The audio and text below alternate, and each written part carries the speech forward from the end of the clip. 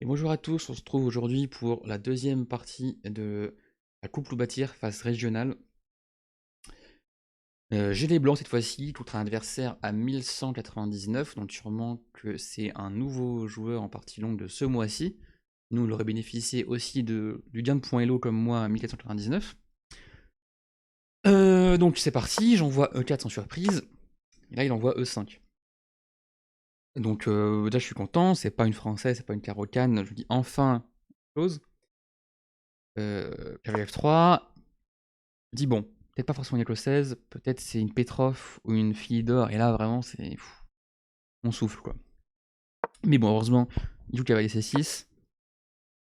J'envoie l'école 16, prise.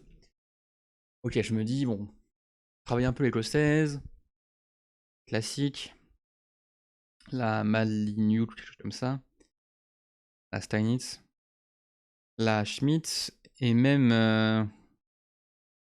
Non, je pense un peu tout. Mais il me prend. Cavalier prend, c'est pas top pour les noirs. Généralement, après, c'est D6, cavalier F3, cavalier C3, cavalier F6, ou F4, et en faire grand rock, tu vas ouvrir avec le 5, et c'est une bonne position. Mais il joue vraiment avec F6, et ça, j'ai pas révisé. J'ai révisé la variante avec F6, mais avant l'échange des cavaliers en D4. Donc je sais pas quoi faire. Je fais ma variante que je joue un peu d'habitude en ligne, sans trop de conviction. J'envoie E5. Gagne un temps sur la dame, évidemment on n'a pas envie de prendre en F6 à la reprise avec le cavalier et attaquer le pion. C'est pas perdant, mais on perdrait tout avantage en tout cas. Dame B6. Bon. J'y verse pas. J'échange les dames. Je ruine un petit peu sa structure de pion, même si bon, c'est tout à fait jouable. Et je sors mon cavalier. Voilà, j'ai un petit peu plus d'espace. Un petit avantage de développement. Et c'est pas grand chose, mais j'ai un petit avantage. Je vais pouvoir faire au milieu de jeu sereinement. Il vient avec son fou en B4. Il essaye de prendre mon cavalier, ruiner ma structure de pion. Et voilà. Évidemment, je laisse pas faire. Je déclôt mon cavalier. Et s'il prend en C3, je le reprends avec mon fou. Il sort son cavalier en E7. Il se prépare à roquer. Son cavalier ne peut pas sortir en F6. Il va venir en G6, attaquer le pion. Et sur un jour, si je fais F4, menacer ce pion aussi. Décide de ne pas laisser son fou plus longtemps que ça ici. Je fais A3. Attaque le fou. Le fou part en A5 pour continuer sur deux clouages. Et à B5, on ferme le fou, attention. Mais il fait cavalier G6. Alors pendant un quart de zone, une demi-zone, je dis oh là, il a blunder, il donne le fou, bizarre. Après, je dis non, ouf, le pion est cloué. Du coup, bon, ce pion a attaqué déjà. Et si je fais 4, je peux jouer. Fou en cavalier, fou reprend, et le pion tombe. Donc j'essaie d'être un peu plus malin et de faire grand rock. Je décloue mon pion et maintenant je menace de prendre le fou. Il se replie et maintenant je fais F4 et j'ai plus de problème. Il fait petit rock. Et bon, je sais pas trop quoi faire. Est-ce que je fais un G3 pour mettre le fou en G2, pour amener ensuite les tours là? Est-ce que. Je sais pas trop. J'essaie de jouer cavalier D5. J'attaque le fou. Je menace de prendre le fou plutôt. Mais surtout j'attaque le pion C7. Et il est difficilement défendable. Il peut pas pousser C6. Je prends B6. Du coup, plus ou moins forcé pour protéger le pion. Fou D8.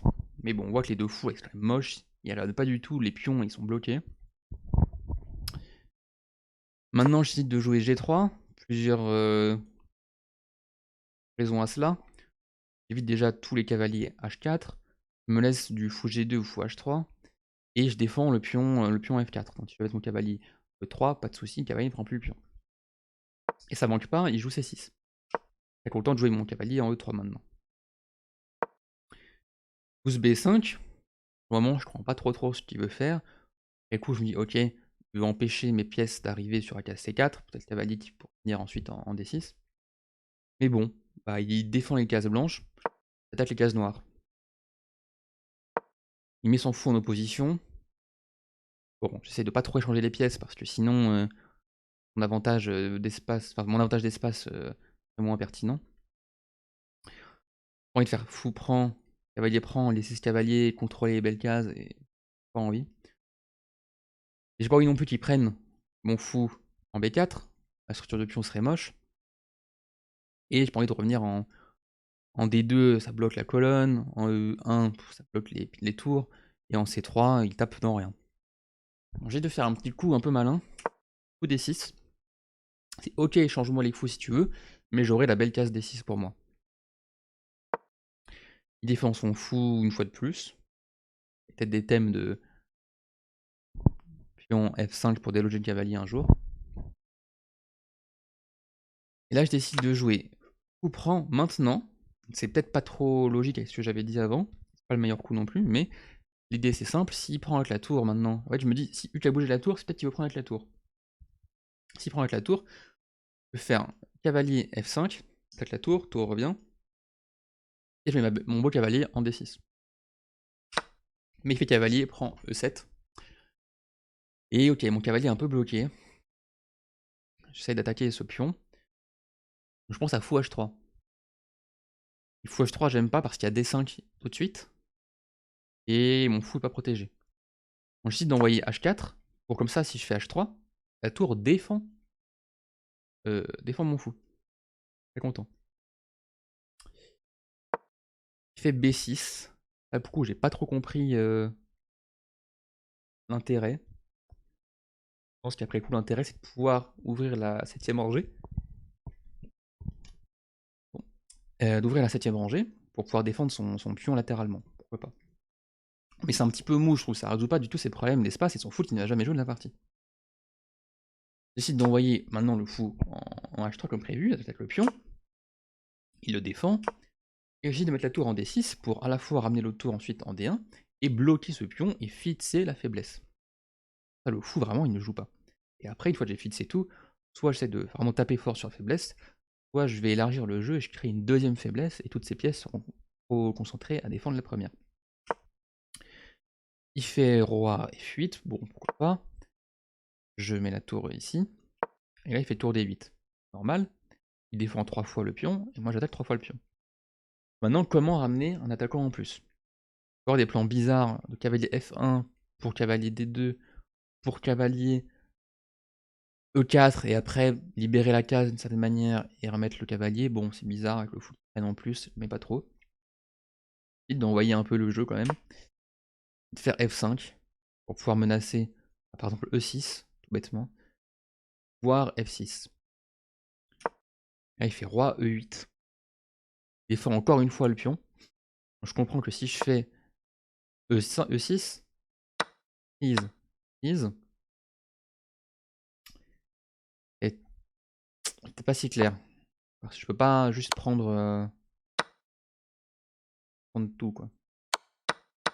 Parce que là, après, on se retrouve cette finale qui est totalement nulle. Mais j'essaie d'envoyer le coup un peu responsable. F6. Je me dis, il est obligé de prendre un peu, parce que sinon, je vais prendre, j'ai un pion à une case de la promotion, le roi est coupé, il peut pas revenir. Donc le cavalier qui défend, il est facilement délogeable, un sacrifice peut vite arriver. Une prise. Mais en faisant ça, j'accepte que je n'aurai plus jamais de pousser E6. En même temps, je déloge son cavalier. Et là, je commence à me dire, ok, mon roi est quand même faible là, non? Les pièces, elles le défendent plus du tout. Toutes les pièces là sont bloquées, littéralement bloquées. Je commence à me dire, je joue le cavalier, pardon. Je pars, en G2 par exemple, et après il y aura tour. Tour qui peut venir en E1, et ok, on peut imaginer un petit coup de H5 pour enlever le cavalier, puis après la tour qui peut venir en E7, et je sais pas. Ensuite d'envoyer cavalier F5. Avec des idées de menacer, sans vraiment menacer, un cavalier là, menacer ensuite de faire H5, et sur cavalier E5, pour défendre le pion par exemple et colmater un peu, J'ai tour E1, clou cavalier, fin de partie. Il s'enlève tous les problèmes sur la colonne avec roi F8. Et là, je commence à calculer pas mal. Bon, je suis pas très bien au temps. Il va me rester 20 minutes. Parce que mon adversaire, lui, a absolument tout blitzé. Il va lui rester 48 minutes sur les 50 qu'on avait au départ. Bon, il y a 10 secondes de rajout par coup, on est que au 26ème. Je vais rajouter même pas 5 minutes. Mais bon, là en fait je commence à me dire vraiment, ma position est forcément gagnante avec son positionnement de pied, c'est pas possible que ça tienne. Rien ne le laisse pas s'en sortir comme ça, quoi. Là je calcule, un H5, mais le cavalier peut bouger, par exemple disons maintenant en E5, vu qu'il n'y a plus de clouage, il défend le pion et c'est pas clair. Puis après il commence à revenir en C4, bon c'est... Je me dis là il se libère, c'est pas possible. Et je commence à élargir un peu mon spectre. On commence à me dire, ok, cavalier D4. Et là, je menace. Cavalier prend C6. Pion prend C6. Et tour prend D8. Parce que la tour, là, n'est plus défendue. On va me dire, mais ok, cavalier D4. Aïe, aïe. Il a tour C7. Le cavalier prend, tour prend. Je me dis, c'est pas grave. Tour prend, tour, pion prend. Et à nouveau, la tour qui tombe. Je me dis, ah, cool. Là, je me dis, aïe. Cavalier D4, cavalier E5, et si je prends en C6, il fait cavalier prend C6, et il n'y a plus de problème. Et puis je regarde la position, et je me dis, mais attends, pourquoi s'embêter avec le cavalier, alors qu'on peut directement faire tour prend C6. Et oui, pas besoin d'attaquer 2 fois la tour, une seule fois suffit. Et s'il prend, je prends, et en plus, échec, le fou tombe derrière. Là je me dis, magnifique. J'ai lu quand même pas mal plusieurs fois, parce que j'avais vraiment pas envie de blunder cette partie. Et là, il fait D5. Bon, il y a de l'idée. On sait jamais, ce cavalier est un peu cloué. Ça peut être dangereux. On va me dire, pour B6, prend un pion en plus. Mais le cavalier peut commencer à se réactiver. Et j'étais pas sûr. Et bon, vous l'avez peut-être sûrement vu de votre côté pendant que je parlais. Et oui, on peut continuer sur la lancée avec tour prend D5. Vu que avant, ok, la tour était pas défendue, donc on pouvait prendre, mais c'était ça la menace. Mais l'autre menace, c'est que ce roi, en fait, il est aussi ben, comme dans un match de couloir. Et donc s'il fait tour prend D5, j'ai tour prend C8, et les maths, après service de la tour. Et là je me dis, ok, il n'y a plus vraiment de contre-jeu, les tours sont vraiment bien, j'ai 2 pions de plus. Un pion de plus, on peut se dire, ah, je sais pas, 2 pions de plus là quand même normalement. En plus c'est 2 pions moches. Ça va bien se passer, le roi est toujours dans le même problème. Il fait tour 8, donc là je commence à être très vigilant sur toutes les menaces de tour qui arrivent, mais bon, toujours roi D2, pas de problème. Et même pour l'instant aussi tour D1, mais voilà. Là, je sais pas trop quoi faire. Est-ce que je dois doubler comme ça, ramener le cavalier, faire quelque chose. Calcule à chaque fois aussi, évidemment, les fous B7. Je me dis, je prends en B6, il y a un pion, et s'il vient en B7, je cloue le fou, et s'il doit faire le tour en B8, vraiment peut-être juste cavalier D6. Il revient en E5, et je me dis, ok, bon, peut-être il va consolider. Le cavalier est toujours cloué, c'est pas clair. Là, je calcule et je me dis, allez, on en finit. Cavalier D6. S'il prend le fou, je prends la tour, mais il peut pas prendre le cavalier parce qu'il y a échec et mat. Comme ça. Ah oui, je suis très content. Je commence à calculer. Je me dis, ouais, bon, ça a l'air bien. Et s'il bouge juste sa tour là par exemple, bah au pire je prends. Après, imaginons tour ici, menace quand même de chose pas top pour lui. Sauf que là, bon, il me surprend un petit peu, il joue cavalier C4, j'avais pas pensé à ça. Et je me dis, il y a un peu d'idée. Si je prends la tour, il prend la tour ici. Et je peux... Je sais pas, si je... Là, si je prends ici, il peut prendre la tour. Et le cavalier attaquer. Et il peut peu de mal à ressortir, c'est pas clair. Pas clair du tout. Si je prends, il prend. Là, je me suis dit que ça allait normalement. Mais c'était pas clair non plus. Bon. Décide de jouer simple. Je prends. Et on échange juste une pièce, pas de complications bizarres. Sachant que aussi, j'ai oublié de le mentionner, sur cavalier C4, il menace tour E1 échec et mat. Donc on est obligé d'attaquer cette tour. Pas faire oui malin, je prends le fou ici. Alors bah, pas tout de suite échec et mat parce que là il y aurait tour D1 évidemment. Mais ça cloue la tour. Il y a des menaces de mat dans l'air. Et bon, je dis d'éliminer tout ça, il prend. Et là pendant longtemps j'ai hésité à bouger mon cavalier quelque part, revenir là, mais je me suis dit le plus simple, juste on prend le pion. Et là, j'ai 3 pions liés passés protégés, les tours devant. Bon, il est foutu. Il revient en A8, empêcher sûrement l'échange des tours. Décide de mettre mon pion en B3, plus aucun souci de mettre du couloir comme ça, et le cavalier est défendu. Plus d'histoire de, je sais pas, fou F1 ou truc bizarre. Il vient en E6, ferme un peu le jeu. Je remonte le roi. Et là, je me dis, bon, rien, t'envoies juste les pions, c'est bon, t'as 3 pions de plus. Ça va gagner tout seul. Le pion, il part. Hop, il s'arrête pas. Je mets la tour derrière. Il bouge, je mets l'autre tour là ou là, et c'est bon. J'envoie à 4. Et bon, ça, il continue toujours de blitzer, hein, et bon, moi ça va, j'ai encore 15 minutes, je dirais, donc je suis encore confortable, mais c'est pas trop non plus surcalculé. Je dis que tout doit être gagnant.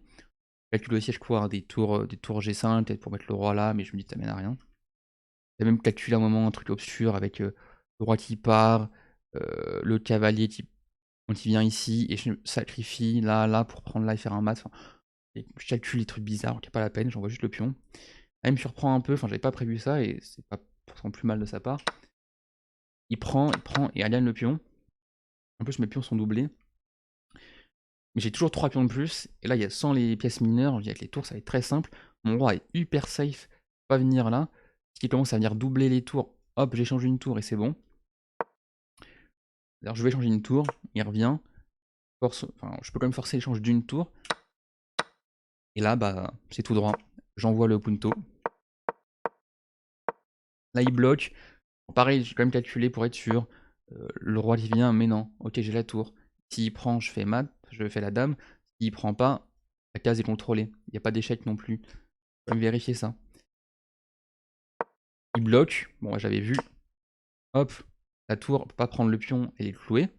Et si le dans la partie, il fait roi D7, je me dis bah très bien. On se pose dans une finale. Certes, je rends le pion passé, mais j'ai toujours 2 pions de plus. Mes pions là peuvent faire un pion passé à eux tout seuls, donc je pourrais juste pousser mon pion. Mais je décide de jouer le plan inverse, c'est-à-dire d'amener mon roi près du jeu, pour prendre les pions et supporter la des pions. Et son roi, dès qu'il s'éloigne, plutôt dès qu'il se rapproche de ces pions-là, le pion passé il part. Et si le roi doit revenir l'arrêter, mon roi s'infiltre et ça gagne. Et les 3 pions, je vais gagner. Prends pas trop la tête, hein. On voit le roi. M'attendais ici à roi D6 pour bloquer un peu le roi. Mais bon, là, tout est gagnant, j'ai envie de dire. Soit je pousse, bouger, hop, je m'infiltre, tout est gagnant. Il décide de jouer celle-ci, bah écoutez, je m'infiltre. Il joue H5, c'est plutôt bien joué, je pense. Il m'empêche toutes les pousser parce que sinon, faut les prendre quand même, mais disons que ça me met un peu plus de problèmes. Mais bon, bah je vais directement chercher le pion. Il abandonne à ce moment-là. Je qu'on a regardé rapidement Le bilan de partie quand même. 88, 8 de précision, 78, 9. L'ouverture, comme j'ai dit, bon, c'est pas forcément la mainline, vu que j'avais pas révisé. Mais bon, là c'est les bons coups, j'enchaîne les bons coups. Grand Rod c'est le coup, F4 c'est le coup. Je préfère cavalier B5 à cavalier D5, mais bon, je pense que c'est pas une grande différence entre les deux.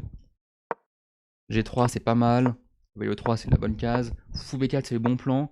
Très content parce que là, fou D6 c'est le bon plan aussi. Ça c'était vraiment l'erreur. Fallait faire juste cavalier là en fait. Je continue dans mon optique de forcer là-dessus, et par exemple, imaginons sur un 6. Là, au pire, je prends du cavalier, au moins je gagne la paire de fous, et sinon, bah, je mets une pression. Là, j'ai trop compté sur le fait qu'il allait prendre avec la tour, vu qu'il venait de bouger la tour, je me suis dit, il bouge la tour pour reprendre de la tour, mais bon. Ça, fallait bloquer tout de suite. En fait, il peut dès maintenant faire des 5. Et là, après, c'est pas clair. Il attaque là, le pion, il est fait maintenant, il est tout seul. C'est pas clair. Du coup, j'aurais dû, au lieu de vouloir tout de suite attaquer la faiblesse, d'abord la fixer. Ça, c'est très important à retenir. Heureusement, il fait pas. L'ordinateur est pas super fan, parce qu'en fait, il peut y avoir du contre-jeu avec les pions ZL. Mais bon, c'est pas dans le momentum de la partie. Et là, F6, c'est le bon coup aussi. Cavalier F5, c'est le bon coup. Et tour prend C6, c'est le bon coup. Et avec, bon, il est généreux de chess-club, mais le petit coup brillant pour prendre D5 quand même. L'enchaînement des deux coups, on va dire un peu tactique. Et la fin de la partie, bon bah voilà, là l'ordinateur, vite ça tient. En fait, j'avais calculé longtemps, j'aurais pu vérifier, mais il avait beaucoup de lignes. C'était quand même après le déjeuner, il y avait encore une partie derrière. J'hésite pas à me fatiguer. C'est toujours extrêmement gagnant un 4 pions de plus comme ça. Là pareil, j'ai pas calculé plus que de raisons, mais il n'y a pas besoin en fait, j'échange les tours, je pousse, et ça gagne tout seul. Donc globalement content de la partie, surtout content d'avoir... En fait, forcément l'adversaire n'a pas hyper bien joué, mais content d'avoir réussi à tirer profit et parti de ses erreurs et d'emporter la win. Malheureusement sur cette ronde là, ça a fait 2 défaites et une nulle aux autres échiquiers. Du coup, bah, on perd la ronde, alors qu'on avait fait match nul la première ronde, du coup on a 0,5 sur 2. Et dans toutes les chances de qualification, on va être dans les top 2 sur 10 équipes. Pour la phase finale, bah, c'est mort. Du coup, je propose qu'on se retrouve pour la prochaine partie, la dernière ronde, pour peut-être avoir enfin une victoire de l'équipe. Salut, salut!